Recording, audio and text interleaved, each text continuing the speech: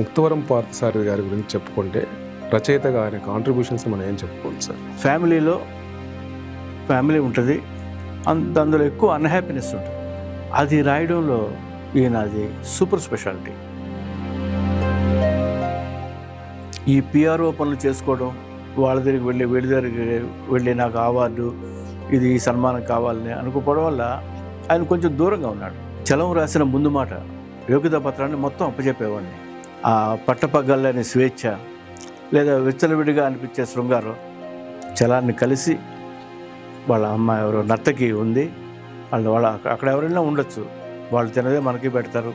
మీరు ఎలా విశ్లేషిస్తారు సార్ అనువాదకుడిగా పార్థసారథి గారిని? A prolific writer and a wonderful translator. Death of Ivan Ilyich అనే ఒక పెద్ద కథ రాశాడండి. ఆ కథ ప్రపంచ ప్రఖ్యాత పొందిన కథ. జెన్నివాన్ వెస్ట్ఫాలెన్ అనే ఆవిడ అసలు గొప్ప సౌందర్య రాసి.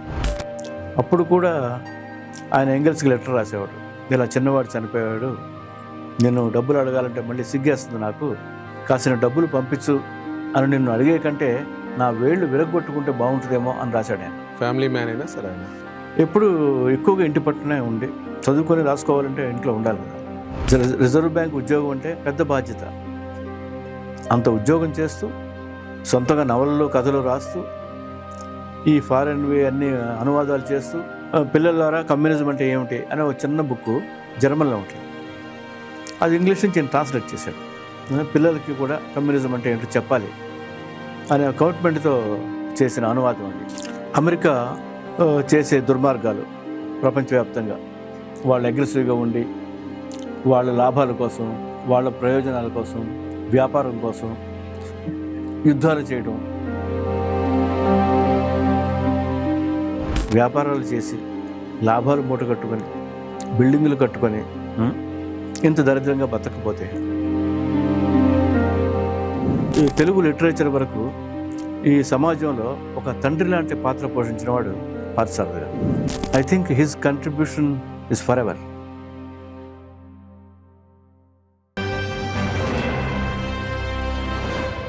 Hello, welcome to 3 TV. ఈరోజు మనతో పాటు స్టూడియోలో సీనియర్ జర్నలిస్ట్ తాడి ప్రకాష్ గారు ఉన్నారు. సార్ నమస్తే. సార్ నమస్తే. సార్, ప్రపంచ సాహితీ సముద్రాన్ని దోసిట పట్టి తెలుగు పాఠకుల ముందుంచిన ముక్తవరం పార్థసారథి గారు మొన్న మార్చ్ 4న 82 ఏళ్ల వయసులో కాలం చేశారు. ఆయన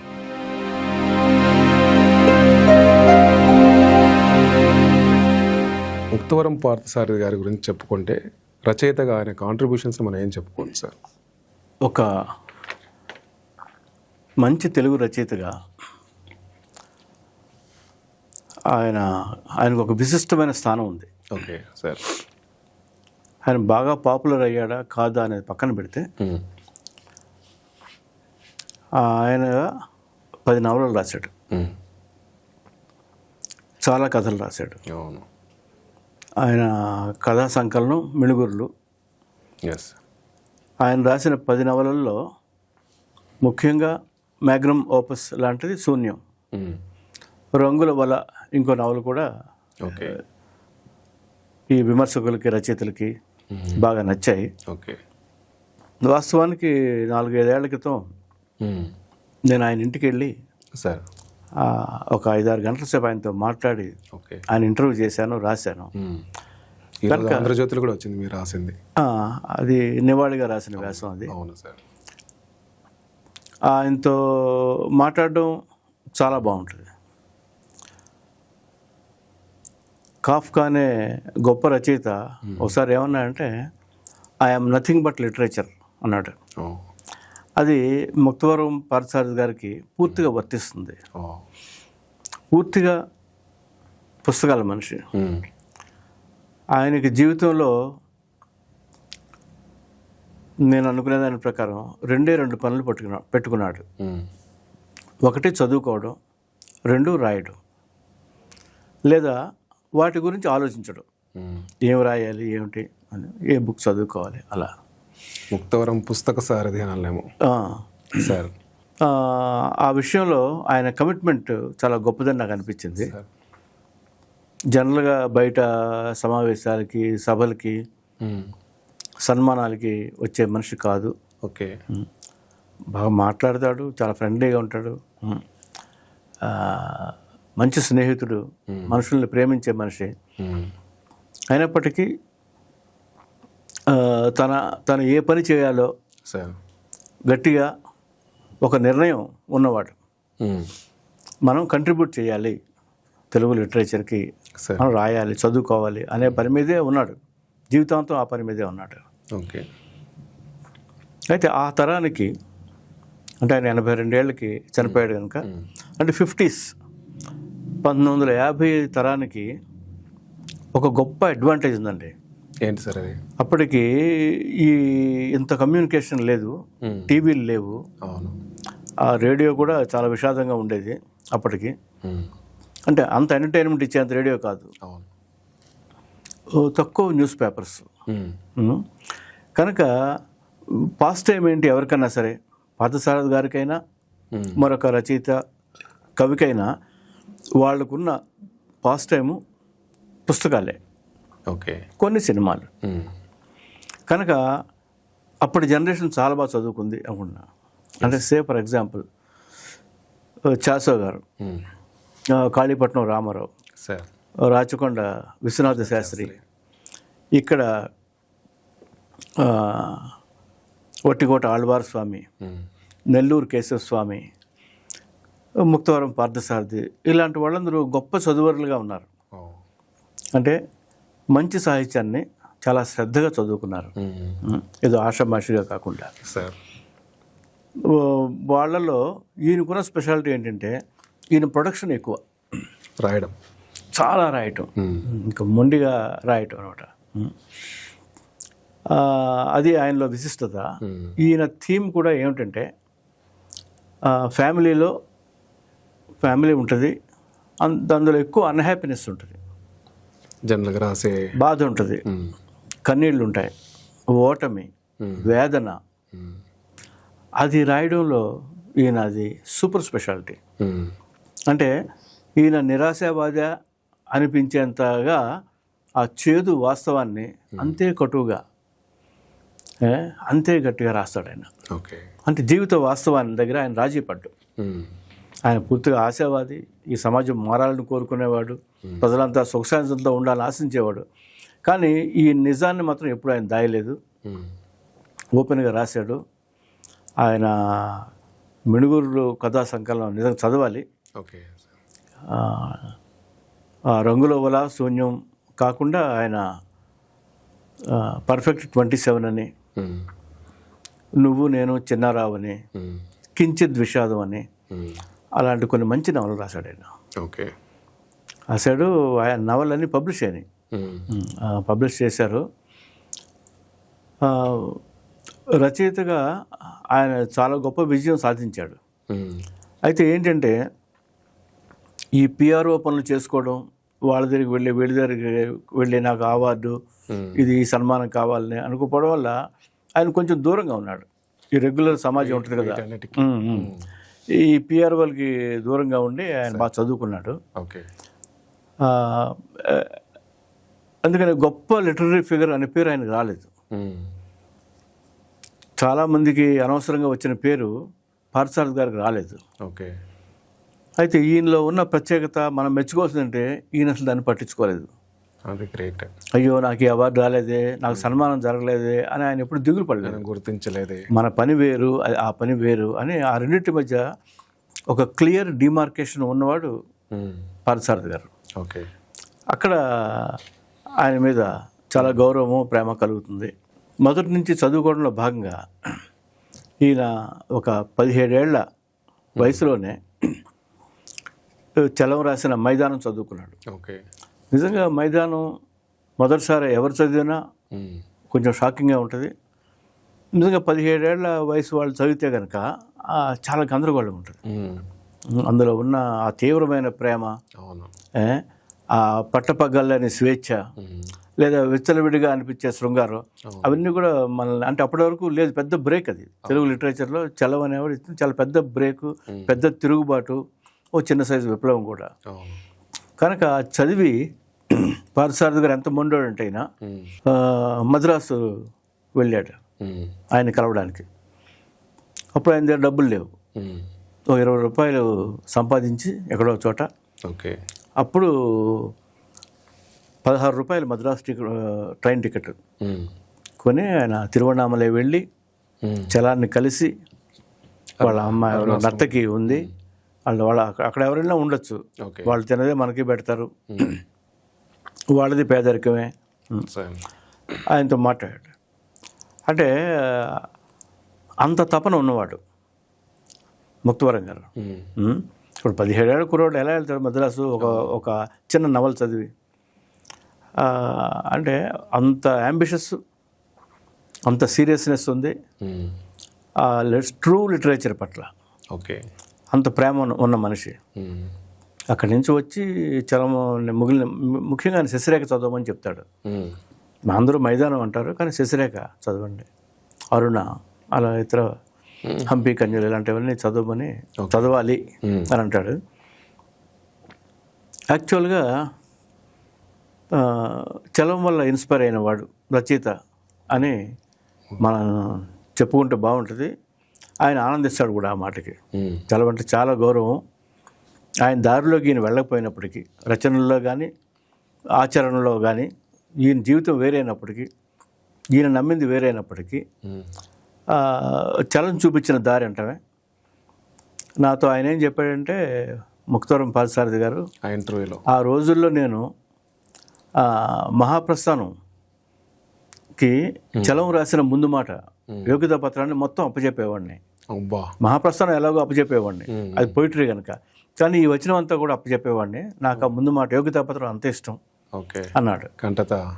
యాక్చువల్గా ఆ యోగ్యతా పత్రం పరిచిన వెలుగు దారిలోనే నడిచాడు, ముందుకెళ్ళాడు. మిగిలిన వాళ్ళని చాలామంది చదువుకున్నాడు, విస్తృతంగా చదువుకున్నాడు.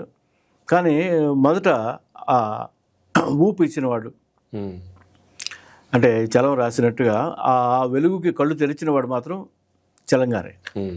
ఆ కృతజ్ఞత ఆయనకి జీవితాంతం ఉండింది. ఓకే. నిస్సందేహంగా గొప్ప రచయిత. తక్కువ మందికి తెలిసిన, తక్కువ పేరున్న, ఎక్కువ లైమ్లైట్లోకి రాని, చాలా పైకి అతి సాధారణంగా కనిపించే దిగువ మధ్యతరగతి మనిషిలాగా చాలా మామూలుగా ఉండే అసాధారణమైన రచయిత పార్థసారథి గారు. పార్థసారథి గారిని జనరల్గా మనం అనువాదకుడిగా బాగా మొత్తం పాఠక లోకం అంతా గుర్తిస్తుంటుంది సార్. యాక్చువల్గా మీరు ఆల్రెడీ ఇంటర్వ్యూ కూడా చేశారు. మీరు ఎలా విశ్లేషిస్తారు సార్ అనువాదకుడిగా పార్థసారథి గారిని? ఆయన తెలుగు లిటరేచర్కి పార్థసారథి గారు చేసిన సింగిల్ బిగ్గెస్ట్ కాంట్రిబ్యూషన్ సార్ విదేశీ కథలు అనువాదం చేయడం సార్. బహుశా తెలుగులో ఏ రచయిత కూడా అన్ని వందల కథల్ని అనువాదం చేయలేదు. ఓకే. అనువాదం చేసిన వాళ్ళు అనేక మంది ఉన్నారు. అంటే కొద్దిమంది తెలుగులో అనువాదకులే, కొద్దిమంది. వాళ్ళల్లో ఈయనంత చేసిన వాళ్ళు ఎవరు లేరని నేను అనుకుంటున్నాను. ఒకడు 5 నవలలు చేయొచ్చు, ఒకడు 20 కథలు చేయొచ్చు, లేదా 50 కథలు చేయొచ్చు. అలాగా ఈయన ఒక 1000 కథలకు పైగా చేశాడండి. విపుల మాసపత్రికలో ఈయన కథలు దాదాపు రెగ్యులర్గా వచ్చాయి. అంటే a prolific writer and a wonderful translator ఆయన. ముఖ్యంగా కథలు ఒకటే చేయడం కాకుండా ఈయనకి కొన్ని ప్రత్యేకమైన ఇష్టాలు ఉంటాయి కదండి ప్రతి ఒక్కరికి. అలా ఈయన టాల్స్టాయ్ని బాగా స్టడీ చేశాడు. నాతో అన్నది ఏంటంటే, అందరూ వార్ అండ్ పీస్ మహత్తరమైన పుస్తకం అంటారు, కానీ నాకు ఆయన రాసిన అన్నా కరీనా బాగా నచ్చింది అని చెప్పాడు.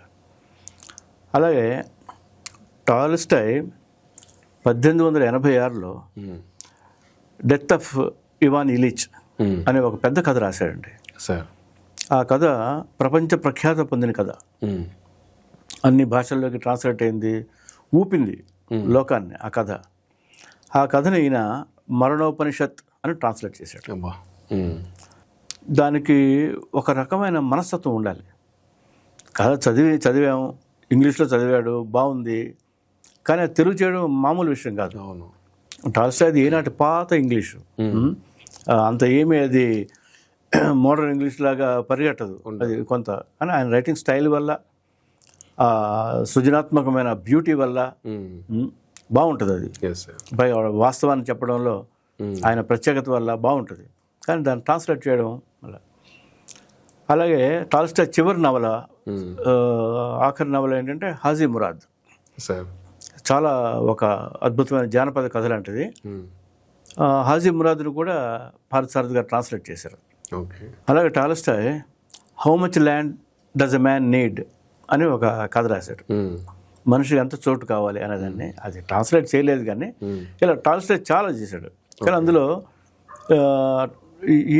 ఈయనెందుకు చదవాలి ముక్తవరం పార్థసారథి చేసినవంటే చాలా మంచి తెలుగు, చాలా అందమైన వాక్యం, ఎంతో సరళంగా, ఎంతో సుందరంగా.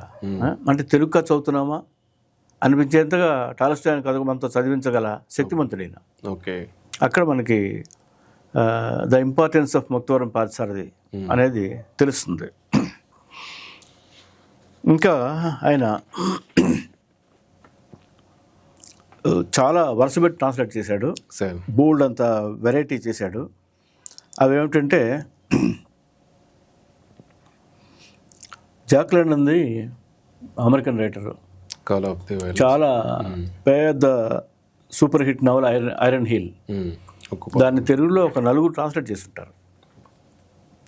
జంపాల ఉమామహేశ్వరరావు గారు ఎబ్రిడ్జ్డ్ చేశాడేమో, ఈయన ఉక్కుపాదం అని చేశాడు. ఈయన కంప్లీట్గా చేసినట్టున్నాడు పార్థసారథి గారు ఆ నవల్ని. జాక్ లండన్ గారిదే, లండన్దే వైట్ ఫ్యాంగ్ అనే నవల్ని కూడా ఈయన ట్రాన్స్లేట్ చేశాడు. ఇసబెల్లా ఆలండి అని ఒక చిలీ అమెరికన్ రైటర్ ఒక ఆవిడ ఉంది, చాలా పాపులర్ ఆవిడ. ఆవిడ డాటర్ ఆఫ్ ఫార్చ్యూన్ చేశాడు, చాలా టఫ్ నవల్ అది. అది ట్రాన్స్లేట్ చేశాడు. రిచర్డ్ బాక్ అనే ఆయన రాసిన సీగల్ని అనువాదం చేశాడు. అంటే వీటిని అనువాదం చేయడము అంటే అది ఆషామాషి విషయం కాదు. రాత్రి పగలు కూర్చోవాలి. కొన్ని మాటలకి తెలుగు ఎక్స్ప్రెషన్ ఇబ్బంది అవుతుంది. అంటే ఆ సరితూగే ఉండవు, ఏ భాష హిందీలో కూడా ఉండవు. కనుక దాన్ని అనువాదకుడు పూర్తిగా న్యాయం చేయడానికి ట్రై చేయాలి, బాగా జస్టిఫై చేయడానికి చాలా తిప్పలు పడతారు. వాళ్ళ లోపల పడే ఆ ఘర్షణ చిన్నది ఏం కాదు. అలాగే రాత్రి పగలు కూర్చొని అనువాదాలు చేశాడు. ఇంకా ఈయన వామపక్షవాది, లెఫ్టిస్టు, సీరియస్గా విరసంతో అంటే వరవరరావు దగ్గర నుంచి వీళ్ళతో మంచి సంబంధాలు ఉన్నాయి. చరబన్ రాజు, వరవరరావు గారు ఈయన స్నేహితులు, వీళ్ళు కలిసి మాట్లాడుకునేవారు. నేను చెప్పేది ఎర్లీ 70s. అప్పుడు ఈయన లక్కీగా ఈయనకి రిజర్వ్ బ్యాంకులో ఉద్యోగం వచ్చింది. కనుక కష్టాలు అవి తగ్గి కాస్త కంఫర్టబుల్గానే బతుకున్నాడు. ఉండటం వల్ల ఈ అనువాదాలు చేయగలిగాడు. ఆయన ఇష్టం అనువాదాలు చేయడం అనేది. అప్పుడు కార్ల్ మార్క్స్ని చదువుకున్నాడు. కార్ల్ మార్క్స్ని చదువుకోవడం వేరు, అధ్యయనం చేయడం వేరు. ఈయన చేసింది కంప్లీట్గా అధ్యయనం. మార్క్స్ రాసినవి క్యాపిటల్ కానీ ఇతర చాలా ప్రఖ్యాతమైనవి కానీ మార్క్స్ ఇంగ్లీష్ రాసినవి. అలాగే ఒక అమెరికన్ ఆవిడ మేరీ గాబ్రియల్ అనే ఆవిడ మార్క్స్ వ్యక్తిగత జీవితం మీద ఒక పెద్ద పుస్తకం రాసిందండి. అంటే మార్క్స్ గొప్ప ఇంటలెక్చువల్ కవి ఆయన. యాక్చువల్గా ఆయన బోల్డ్ అంత వ్యంగ్యం రాసేవాడు, మంచి రచయిత ఆయన. ఆయన్ని జర్మన్ రాచరిక కుటుంబాలకు సంబంధించిన ఆవిడ ప్రేమించింది. జెన్నీ ఆవిడ పేరు. జెన్నీ వాన్ వెస్ట్ఫాలెన్ అనే ఆవిడ అసలు గొప్ప సౌందర్య రాశి. ఆవిడ మార్క్స్తో వెళితే కుటుంబం పట్టించుకోదు, ఎందుకంటే వాడు కమ్యూనిస్టు, చెడిపోయిన వాడు, వాడు ప్రపంచ కార్మికుల ర్యాకింగ్ అంటున్నాడు అని వాళ్ళందరూ మార్క్స్ని వ్యతిరేకించేవాళ్ళు. కనుక ఆవిడకున్న సకల సుఖాలని వదులుకొని, వాళ్ళందరినీ వదులుకొని మార్క్స్తో వచ్చేసింది ఆవిడ. ఓకే. వచ్చినందుకు జీవితాంతము పడరాని కష్టాలు పడింది, పడరాని పాటలు పడింది ఆవిడ. వాళ్ళ పిల్లలు మార్క్స్ పిల్లలు ఇద్దరు చనిపోయారు. అవును, ఆకలి. చనిపోవడం సరే, వాళ్ళని ఖననం చేయడానికి లాస్ట్ రైట్స్కి ఆయన డబ్బులు లేవు. అప్పుడు కూడా ఆయన ఎంగెల్స్కి లెటర్ రాసేవాడు, ఇలా చిన్నవాడు చనిపోయాడు, నేను డబ్బులు అడగాలంటే మళ్ళీ సిగ్గేస్తుంది నాకు. ఒకసారి మార్క్స్ ఎంగెల్స్కి రాసిన లెటర్లో ఎంగెల్స్ మళ్ళీ కాసిన డబ్బులు పంపించు అని నిన్ను అడిగే కంటే నా వేళ్ళు విరగొట్టుకుంటే బాగుంటుందేమో అని రాశాడు ఆయన. అన్ని కష్టాలు పడినవాడు మార్క్స్. ఇళ్ళు అద్దె కట్టలేతే ఇళ్ళు బయటికి పొమ్మన్నారు, ఇళ్ళు మారాడు. దేశాల నుంచి బహిష్కరించారు, దేశాలు మారాడు. ఈ పిల్లలు చదివించుకోలేడు, వాళ్ళ ఆరోగ్యం చూడలేరు, మంచి ఫుడ్ కోసం వాళ్ళు నానా ఆగచాట్లు పడ్డారు. ఓకే. అంటే ఇందులో జనరల్గా పాఠకులకి, జనానికి తెలియని చాలా పర్సనల్ విషయాల్ని ఆ మేరీ గాబ్రియల్ అనే ఆవిడ డీటెయిల్డ్గా రాసింది. Okay. It's a wonderful book అది. ఆ పుస్తకాన్ని నేను ట్రాన్స్లేట్ చేశాడు. మార్స్, జెన్నీ, ఏదో చిగురించిన విప్లవం అనేదో వాళ్ళ ప్రేమ గురించి రాశాడు. ప్రజాశక్తి బుక్ హౌస్ వాళ్ళు వేశారు ఆ పుస్తకాన్ని. అది 550 పేజీల పుస్తకం. చదివి తీరవలసిన నవల, అంటే మార్క్స్ సంబంధించి. ఇందాక మీరు కమ్యూనిస్ట్ వామపక్ష ఉద్యమం నుంచి వచ్చారన్న, అదే అందుకనే మార్క్స్ని ఫ్యామిలీ మ్యాన్ అయినా సార్ ఆయన పార్థసారథి గారు. పార్థసారథి గారిలో ఉన్న స్పెషాలిటీ ఏంటంటే ఆయనకి 2 కొడుకులు, బ్యాంక్ ఉద్యోగం. వసంత్ గారు ఆయన వైఫ్ ఏదో చిన్న ఆర్టిస్ట్ ఆవిడ, ఈ ఆకులు పువ్వులు అరేంజ్మెంట్ చేస్తుంటారు. ఓకే. ఎప్పుడు ఎక్కువగా ఇంటి పట్టునే ఉండి చదువుకొని రాసుకోవాలంటే ఇంట్లో ఉండాలి కదా. అవును, అలా ఉండేవాడు. ఆయన చూస్తే ఎవరికన్నా సరే ఆశ్చర్యపోవాల్సింది ఏంటంటే, రిజర్వ్ బ్యాంక్ ఉద్యోగం అంటే పెద్ద బాధ్యత సార్. అంత ఉద్యోగం చేస్తూ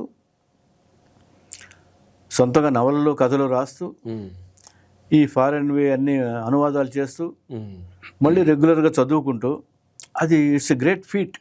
అది ఎలా చేశాడు ఒక మనిషి, అది చాలా ఆశ్చర్యంగా ఉంటుంది. అలాగే ఈయన చాలా జాగ్రత్తగా నాకు నచ్చాయి, ఇవి చాలా బాగున్నాయి అని కాకుండా, వీళ్ళు ఈ తరం ఏం చదవాలి, వచ్చే తరాలు ఏం చదువుకోవాలి అనే దాటి మీద ఆయన చాలా క్లియర్ కట్ ఐడియాతో, ఒక గొప్ప అండర్స్టాండింగ్తో బుక్స్ రాశాడు. ఓకే. పిల్లలారా కమ్యూనిజం అంటే ఏమిటి అనే ఒక చిన్న బుక్ జర్మన్లో ఉంటుంది. అది ఇంగ్లీష్ నుంచి నేను ట్రాన్స్లేట్ చేశాడు. అలా అంటే ముందు తరాల కోసం పిల్లలకి కూడా కమ్యూనిజం అంటే ఏంటో చెప్పాలి అనే కమిట్మెంట్తో చేసిన అనువాదం అది. ఓకే. అలాగే అమెరికా చేసే దుర్మార్గాలు ప్రపంచవ్యాప్తంగా, వాళ్ళు అగ్రెసివ్గా ఉండి వాళ్ళ లాభాల కోసం, వాళ్ళ ప్రయోజనాల కోసం, వ్యాపారం కోసం యుద్ధాలు చేయటం, కొంతమంది దేశాధ్యక్షుల్ని, ప్రధానమంత్రుల్ని చంపడం, వీటన్నిటి మీద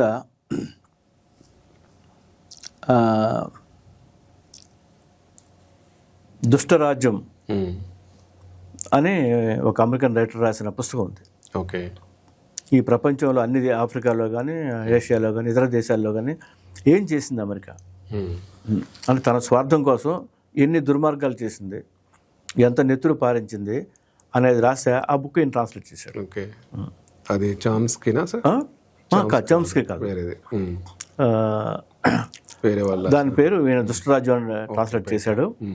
చోమ్స్కీ గురించి ఒక బుక్ రాశాడు, ఆయన గురించి రాశాడు.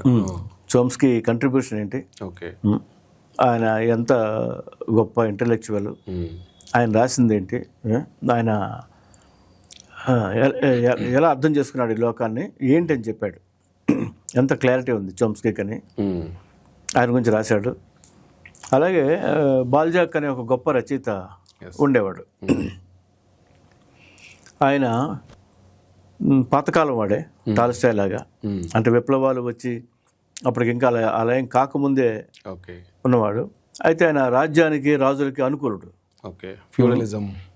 ఫ్యూడలిజం టైం, ఆ టైము అలాగా. కానీ ఆయన బాల్జాక్ ఏమనేవాడంటే, చాలా ప్రపంచ ప్రసిద్ధ రచయిత. ఏంటి ఈ జీవితం, ఏమిటి ఈ సమాజం,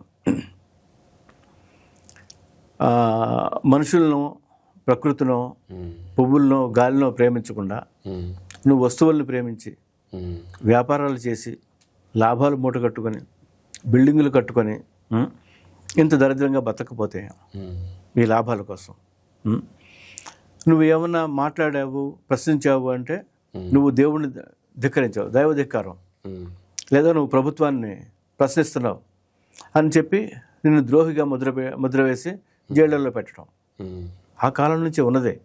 కొత్తగా ఇప్పుడు ఇండియాలో సాయిబాబాకో స్టాన్ స్వామికో అయ్యింది కాదు, అది ఎప్పుడూ ఉంది. అది వాటినన్నిటినీ బాల్జాక్ గట్టిగా వ్యతిరేకించాడు. ఓకే, అది బతుకు కాదు, దీనికంటే చావు మేలు, ఇంత దుర్భరంగా మనుషులు బతకని అవసరం లేదు.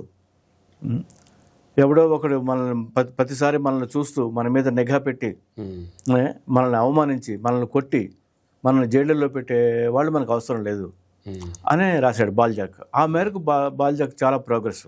ఓకే, ఎందుకు మాట్లాడుతున్నామంటే అంతా బాల్జాక్ లైఫ్ని ముక్తవరం పార్సారథి గారు మన కోసం రాశాడు. ఓకే, ఒక 200 పేజీల పుస్తకంగా బాల్జాక్ జీవితం సాహిత్యం అని రాశాడు.